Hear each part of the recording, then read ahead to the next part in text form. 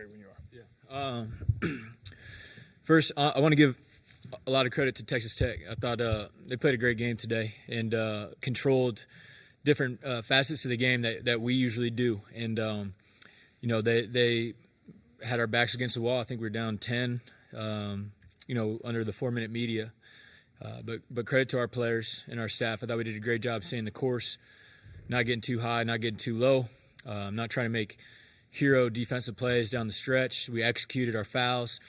And these two guys next to me made some big-time shots. And at the end of the day, great teams are as good as their players lead them, and Walter's done a great job all year that way. Tommy's played his tail off for us across every game this season, and I'm really proud of these guys for the way they stepped up and made 2 big threes each down the stretch. I think we finished the game on a 17-4 run that allowed us to win, and would not have happened without these guys next to me.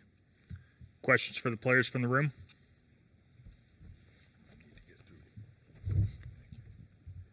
Nathan Cannell from the Bay Area News Group. Walter, what was just kind of going through you guys' minds as they get the alley-oop slam to go up 10? What was just talked about in that moment to get you guys to go on that run? Just staying together. We all kept telling each other to stay together, stay the course. There's a lot of time left on the clock, so keep on playing to the final buzzer. Don't break during adversity. Lindsay Schnell, Athletic. Walt, we asked you the other day about what it was like to be compared to Steph Curry. You did a pretty good impression of him tonight. I wondered, before you hit the shot that tied it, because then the next 3 you hit that gave you guys the lead was probably the biggest shot you've ever hit. The one before it was the biggest shot. What was the biggest shot coming into this game that you'd ever hit? I don't know. If you ask everybody, it was probably the one versus UConn. But honestly, I can't even remember right now. So I'll probably say UConn one. Yeah, Kevin Brockway, Gainesville Sun. Tommy, you guys held them to 2 points, I think, in the final 3 minutes. Just what flipped the switch defensively, you think kind of late in the game, because they were getting a lot, and particularly a lot down low earlier in the game? Yeah, I think I did a pretty bad job of limiting some of their bigs to the tendencies, and what's his name number 5 kept getting to his right hand, and I think at the end of those last couple minutes we locked in on that scout and just trusted it, and it worked off, and that's credit to the coaches and also the players just for executing that. Yeah, Edgar Thompson, the Orlando Sentinel, for both guys. Just how exciting is it to be going to the Final Four and doing it in this manner? With such really a comeback for the ages. Yeah, it's crazy. I feel like I'm dreaming. I was watching Round of 64 in 8th grade, sneaking my phone into science class watching it. So now to say I'm playing in the Final Four is wild. It's wild. It's just an amazing feeling. I just said it multiple times. We just got a group of guys that love each other. So just doing this together, just seeing each other's successes, that mean a lot. Scott Howard Cooper from Hoops HQ. Walter, take me through the emotions as you're hitting those threes. You and Thomas have got the run going, turning the tide. What are you feeling? What's going through your mind? And what are you seeing in the opponent as to how that is demoralizing them? For sure. I think I definitely seen them, a couple shots when they kind of turned around, looked at their bench like how. So, honestly, nothing was going through my mind. My mind was kind of just blank. Thankful the shots went in, but we was locked in until the final buzzer sounded. So my mind was blank, honestly. All right, Fransbury Gator Bait. What is it about you guys? I mean, there was the South Carolina game, you're dead in the water. The Arkansas game, you're dead in the water. We've had games like this all year, and is there just this undying belief that it's never over until we decide it's over? Nah, for sure. It's definitely, like you said, an undying belief. But I think it goes to show how together we all are. Many teams, could easily just break, start pointing the finger, blaming each other for this and that. But we just stay together through the end, stay the course, and then thankfully we got it done today. Yeah, I mean, you got guards like these guys. The game's never over with them, and Denzel too. It's just wild. Chris Harry, Florida Gators.com. Walter, you're the first-team All-American. You get so much attention. You hit big shots, and you deserve all that. But you guys weren't playing great, and maybe the only reason you're even in the game late is because of that guy to your left. How would you describe what he meant to the team today and what he's meant to the team all season? Yeah, man, he's meant everything. You know what I'm saying? I've said it multiple times. I think multiple guys on our team don't get enough recognition. I think Tommy's definitely one of them. He just come in every day, put his head down, he works. it's a lot more to his game, but he's sacrificing for the team. He plays his role and he does everything we need him to do. So I'm thankful for him, and I love him, and let's get 2 more, my boy. Further questions from the room? Last one from the room here, and then we'll go to Zoom. Lindsay Schnell, The Athletic. So do you think that the Steph comparisons are now accurate? Now are you comfortable with that? I mean, I don't know, man. That's arguably the greatest point guard in the history of basketball. So I got a ways to go. I wouldn't quite compare myself yet, but just thankful for the recognition. I think he is. I don't know, man. Like he said, he's the greatest point guard all the time. So I don't know. Last question from Zoom here. We'll go to James Hill. James? Hey, Walter and Hawk and the guys and Coach, congratulations on that victory. It's James Hill down in Sarasota with ABC 7. Talk a little bit about just that never say die, that Gator mentality. You guys are just sticking around. You won't give up, and you're winning. Yeah, for sure. I think, like I said, guys could just, break apart during those moments. We all stay the course, stay together, and I think that just goes to show the togetherness of the team, the love that we all have for each other, just to, get through those tough times, because we went through tough times, during the summer, during practice and stuff like that. So just stay together, stay the course. Like you said, Gator mentality, play to the final buzzer. Now you've punched a ticket to the Final Four. I know it's still fresh, but what's the thought process as you can go into San Antonio and look to get 2 more? For sure. Definitely going to enjoy the night. We definitely going to enjoy the night, possibly tomorrow. We don't know yet. But then we're going to see who we playing, watch these other games and, focus on the next one. We understand it's not over yet. All right, Walter, Thomas, thank you. Yes, sir. Appreciate y'all. Great job, fellas. Okay, we'll open it up to questions for Coach Golden from the room. Josh?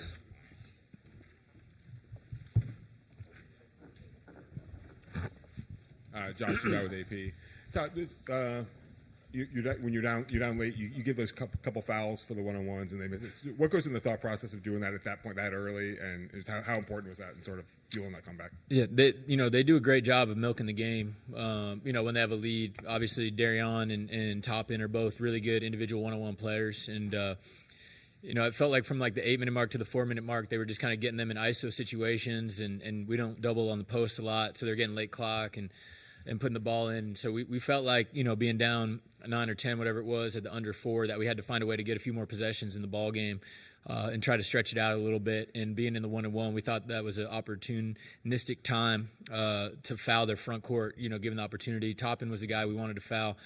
And, Williams, was the second option. And fortunately, they missed 2 front ends, and those were big-time plays that flipped the game a little bit, allowed Tommy to hit, a second 3 to cut it to 3. I think they missed the next one as well, and obviously Walter came down, hit a big-time shot, and they came down and got a bucket, then Walter hit another 3. And, it was just kind of a calculated decision we had to make at that point where we wanted to get more possessions in the game, and it worked out well for us. Lindsay Schnell, The Athletic. Todd, I know you've watched Walt do a lot of crazy and impressive things over the last couple seasons, but are you ever surprised, or were you just waiting for him to take the game over? He's obviously a blessing to have in our program, have on our team. He's an incredible player, but outside of that, he's a great leader, and he's been everything we could have asked him to be for this program since he got to campus 2 years ago. And obviously this year he's taken on a lot more ball handling responsibilities for us. He's closed out a lot of games for us, and there's not another player in America you would rather have right now than Walter Clayton with the ball in his hands in a big time moment. As he said.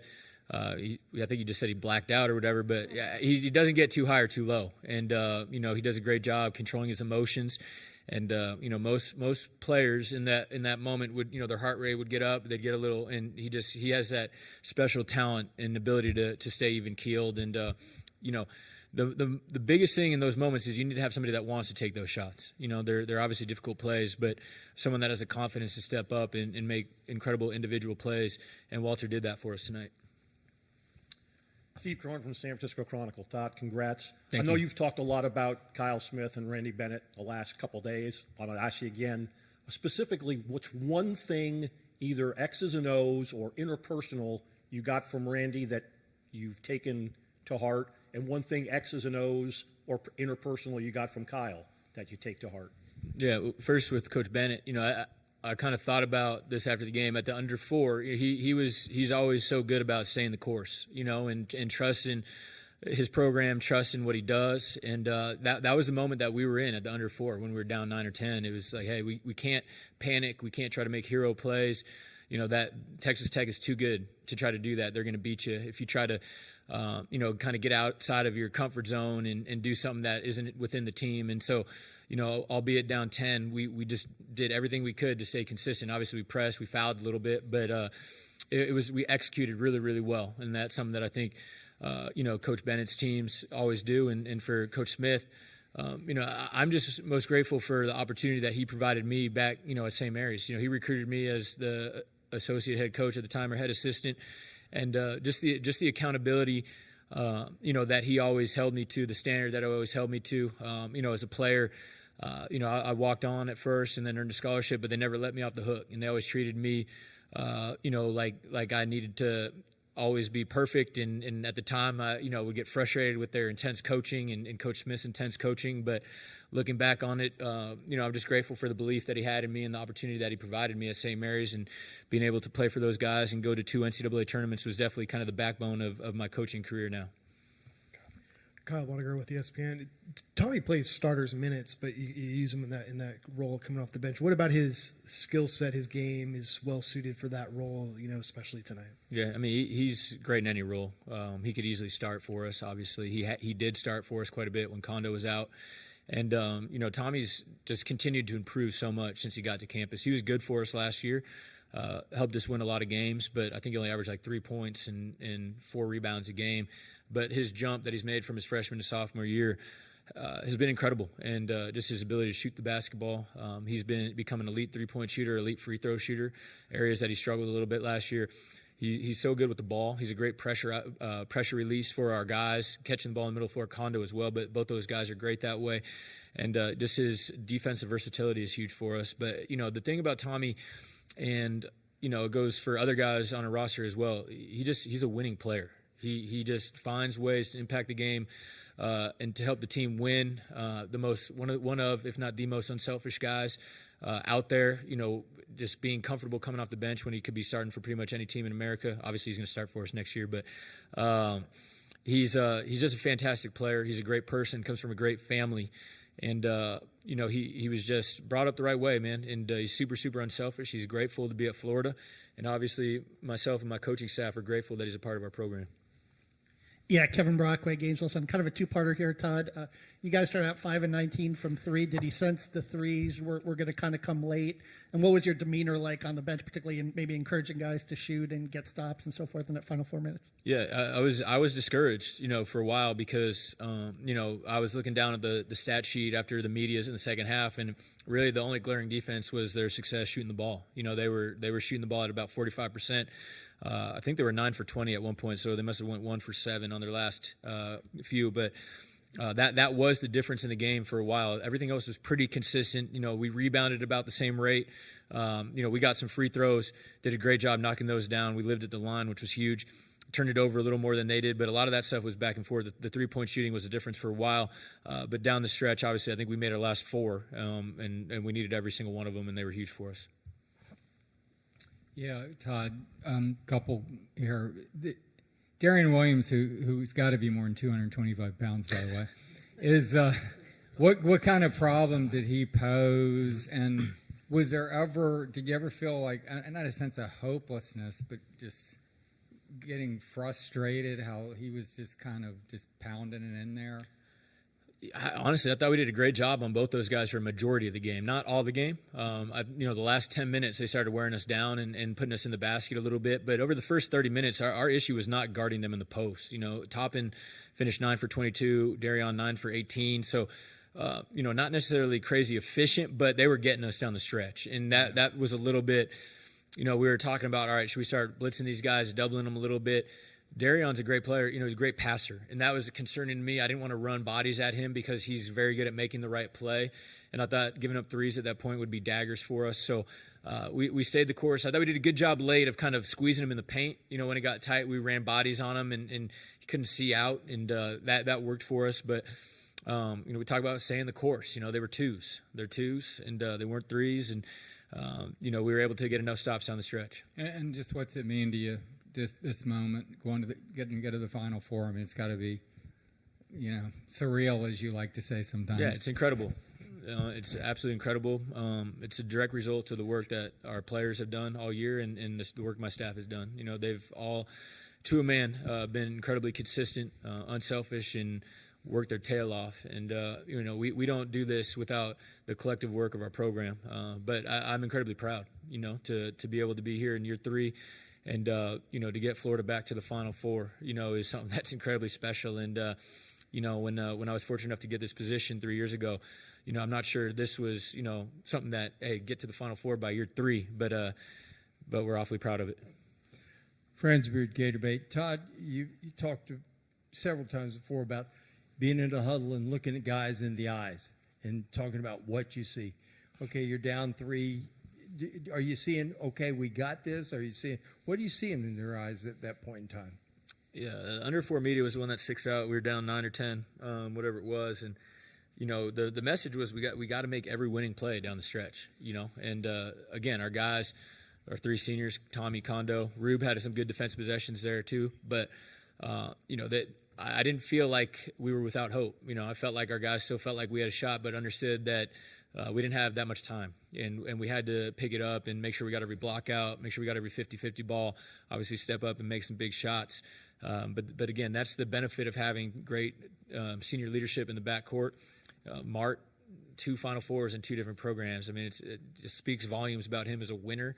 Will Richards, a great winner, leader, just great communicator, and obviously Walter has led us by example all year. So, in those moments, even though you're down 9, you feel about as good as you can, being in that situation, and incredibly proud of the way our guys stepped up and found a way to win this game. Nathan Cannell, Bay Area News Group. Todd, Chance McMillan didn't play the last 4 games. Was there anything that you guys did preparation-wise? I know you can't prepare for if he's going to play or not going to play, but in the day leading up to it, to kind of prepare for his impact on the floor. He was in the scouting report. Obviously, he's a great player. I actually recruited Chance when I was the head coach at USF, and so I've known him for a long, long time. And we were disappointed when they said he was playing because he hadn't been playing, and we knew that he was going to be hard to guard. And he's a great shooter, great scorer, gives Texas Tech more depth. And that was an area that we felt like would be a benefit to us. But he still had a great game. He was 5 for 11. I thought he hit big shots in moments in this game. He did a good job tonight. A couple times this season, you referenced, I believe, I think it was after Kentucky, maybe even after Auburn, when maybe we were taught that Walt was the college version of Steph Curry. I'll bite and throw this at you in this building. What do you think about that now? I mean, it's and I thought Walt had a great answer. I think in his mind, like everything that Steph has been able to do in his career, leading this organization to multiple NBA championships, being the best shooter of all time, one of the best winners of all time in the NBA. That's kind of a lot to put on a young man, but I'd say the one thing where Walt 100% is similar to Steph is their incredible shot making, and their ability to get it off whenever they want, have the IQ and intelligence to get separation and to be unflappable with a hand in his face. And again, just like the Warriors would want Steph to be able to find a way to get open and get those shots in those moments, we want Walt taking those shots for us down the stretch. And there's a reason why he was AP first team All-American. He's, in my humble estimation, the best guard in America. Hi, Todd. Congratulations. Thank Janie you. McCauley from AP. I was just happened to be out there when Kevin hung up a FaceTime with the Columbia AD, and they're going to give him another week with you guys. Yes, they are. Yes. No, I mean, but how much does it mean to you? He's 36. You're that's about, you were a head coach a little younger than that, but what does it mean to you to see him kind of go full circle to Columbia and also have this run with you guys before he departs? Yeah, Hub's he's an amazing man, and we've shared a lot of times together in our coaching career. I've worked with him, I think, every year but 3 of my coaching career, and he's made me a much better coach. He's always run my offense, but he's like having another head coach in the program. just incredibly bright, just super mature, great leader, super consistent, and he deserves this opportunity. And for us, and not just myself, but Carlin and the rest of our staff, we're incredibly happy for him, and I know Kyle is really proud of him. And I'm just glad that Peter Pillen, the AD at Columbia, made the right choice and gave this opportunity to Kevin. They're really fortunate to have him, and he's fortunate for the opportunity. And he's going to do a great job. There's no doubt in my mind about that. And I'm going to miss him, but I think the sign of having success is, when guys work with you or they play for you, and then as they move on, their opportunities continue to get better, when they spend time with you. And, there's no doubt when Huff came down to Gainesville 3 years ago that this was a goal of his, to become a head coach and have the opportunity to run his own program. And I'm just really happy for him that he was able to do it out of our program. Well, I'm the branch off Kyle's, and Hovde is off mine as well. So I got Hovde, Anderjack, and I take credit for Chris Gerlofson as well at San Francisco. Thank you. Last two questions here from the room. All right, Coach. Lane Higgins from the Wall Street Journal. You've got a rotation that's probably 8 men deep, and you talk about Tommy. He might be starting for just about any program in America other than Florida. So, what does that kind of depth allow you to do in a game like this, where maybe some lineups and some combinations are getting a little bit stifled? And, how does that allow Florida to win games like this? Our depth is why we win games like this, because there's going to be nights where certain players don't have their best, and you need other guys to step up. And we kept it at 8 tonight. I just wanted to play Herb, but felt like we wanted to keep it tight early. I thought Zell gave us good minutes. But again, you need to have depth, and you need to have multiple guys that can step up when other guys aren't playing their best. And that's why we've been good all year. That's why we've been consistent. That's why we haven't lost 2 in a row. We haven't gotten any droughts or any situations where, just nobody's stepping up. And obviously it was Tommy's night tonight to do that. I thought Micah gave us great minutes off the bench, went 3 for 3, had that big tip in, and obviously Walter stepped up down the stretch as well. Last one here. Lindsay Schnell, The Athletic. Todd, so how long do they get to celebrate? They seemed they were looking to you for guidance. So I wondered if you would share with us. We'll have a night tonight, to kind of soak this up and take it in, and then we're going to fly back to Gainesville tomorrow morning. We'll get back probably right in time to watch Auburn play right around 5 o'clock. And, we'll get back together on Monday, and we'll start preparing for whoever wins that game. But we're going to enjoy it tonight for sure. If you don't enjoy the victories, this is a tough profession to be in. So we will enjoy it. Incredibly proud of our program, and I'm excited to head to San Antonio this week. It sounds like tomorrow night, too. You don't have to They won't be doing anything tomorrow night. I can promise you that. Thank you, Coach. All right. Congrats. Go Gators.